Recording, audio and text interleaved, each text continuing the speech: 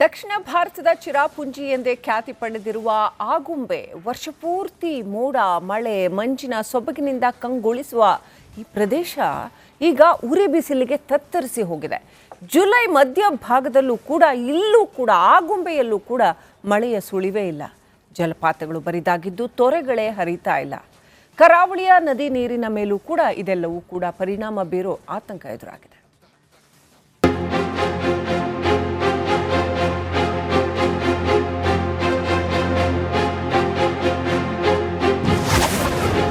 ಮಳೆಯ ನಾಡಿನಲ್ಲಿ ಮಂಕಾಗಿದೆ ಮುಂಗಾರು. ಬಿಸಿಲಿನ ಬೇಗೆಯಿಂದ ಕಂಗೆಟ್ಟಿದೆ ಆಗುಂಬೆ. ಕರುನಾಡಿನಲ್ಲಿ ಭರದ ಛಾಯೆ ಆವರಿಸಿದೆ. ಮೋಡಗಳು ಮಾಯವಾಗಿವೆ. ಬೆಳೆಗಳು ನೀರಿಲ್ಲದೆ ಒಣಗುತ್ತಿವೆ. ಮಳೆಯ ಕೊರತೆ ಎಷ್ಟಿದೆ ಎಂದು ನೋಡಬೇಕಾದ್ರೆ ಒಮ್ಮೆ ಆಗುಂಬೆಗೆ ಬಂದ್ರೆ ಸಾಕು. ಸಾಮಾನ್ಯವಾಗಿ ಜುಲೈ ತಿಂಗಳು ಬಂದ್ರೆ ಮೋಡಗಳ ನಡುವೆ ಮುಳುಗಿರುವ ಆಗುಂಬೆ ಇದೀಗ ಬಿಸಿಲಿನ ತಾಪಕ್ಕೆ ಕಂಗಾಲಾಗಿದೆ.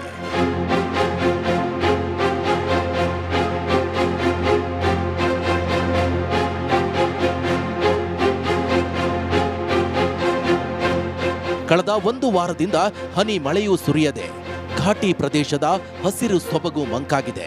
ಪ್ರವಾಸಿಗರನ್ನ ಸೆಳೆಯುತ್ತಿದ್ದ ಜಲಪಾತಗಳಲ್ಲಿ ನೀರಿನ ಹರಿವು ಗಣನೀಯವಾಗಿ ಕಡಿಮೆಯಾಗಿದೆ.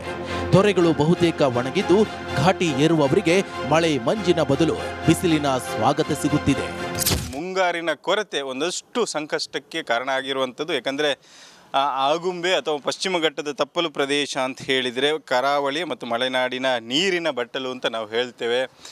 ಜೊತೆಗೆ ಒಂದು ರೀತಿಯಾಗಿ ರುದ್ರ ರಮಣೀಯ ದೃಶ್ಯವನ್ನು ಕೂಡ ನಾವು ಮಳೆಗಾಲದಲ್ಲಿ ಆಗುಂಬೆಯ ಬೆಟ್ಟವನ್ನು ನೋಡಿದರೆ ನಮಗೆ ಸಿಗ್ತದೆ. ಆದರೆ ಸದ್ಯಕ್ಕೆ ಒಂದಷ್ಟು ಬಿಸಿಲಿನ ವಾತಾವರಣ ಇರುವಂಥದ್ದು ಮುಂಗಾರಿನ ಕೊರತೆಯ ಕಾರಣದಿಂದಾಗಿ ನಗರದಲ್ಲಿ ಮಾತ್ರ ಅಲ್ಲ, ಆಗುಂಬೆಯಲ್ಲೂ ಕೂಡ ಸಾಕಷ್ಟು ಮಳೆಯ ಕೊರತೆ ಇರುವಂಥದ್ದು. ಯಾಕಂದರೆ 7640 ಮಿಲಿಮೀಟ್ರಿಗೂ ಅಧಿಕ ಮಳೆ ಆಗ್ತದೆ. ಇದನ್ನು ದಕ್ಷಿಣದ ಚಿರಾಪುಂಜಿ ಅಂತ ಕರೀತಾರೆ. ಜೊತೆಗೆ ನೂರಾರು ಅಪರೂಪದ ಜೀವ ರಾಶಿಗಳು ಕೂಡ ಇಲ್ಲಿ ಇರುವಂಥದ್ದು. ಅದಕ್ಕೆ ಪ್ರಮುಖ ಕಾರಣ ಅಂತ ಹೇಳಿದರೆ ಮಳೆ. ಮಳೆಯೇ ಇಲ್ಲದಿದ್ದರೆ ಒಂದಷ್ಟು ಜೀವ ವೈವಿಧ್ಯಕ್ಕೂ ಕೂಡ ಹಾನಿಯಾಗ್ತದೆ ಅನ್ನುವಂಥ ಆತಂಕ ಇರುವಂಥದ್ದು. ವಾರ್ಷಿಕವಾಗಿ ಸುಮಾರು 7640 ಮಿಲಿಮೀಟರ್ ಮಳೆ ದಾಖಲಿಸುವ ಆಗುಂಬೆಯಲ್ಲಿ ಜುಲೈ ತಿಂಗಳಲ್ಲೇ 900 ಮಿಲಿಮೀಟರ್ಗಿಂತ ಹೆಚ್ಚು ಮಳೆ ಸುರಿಯುವುದು ಸಾಮಾನ್ಯ. ಆದರೆ ಈ ಬಾರಿ ಮುಂಗಾರು ತಡವಾಗಿ ಆರಂಭ ಆಗಿ ಆರಂಭಿಕ ಮಳೆಯ ಬಳಿಕ ಮತ್ತೆ ಕೈಕೊಟ್ಟಿದೆ. ಹೀಗಾಗಿ ದಶಕಗಳಲ್ಲಿ ಕಂಡರಿಯದ ಮಳೆಯ ಕೊರತೆ ಎದುರಾಗಿದೆ. ಇದೇ ಪರಿಸ್ಥಿತಿ ಮುಂದುವರೆದರೆ ಕರಾವಳಿಯ ನದಿಗಳ ನೀರಿನ ಮಟ್ಟ ಕುಸಿಯುವ ಸಾಧ್ಯತೆಯೂ ಇದೆ.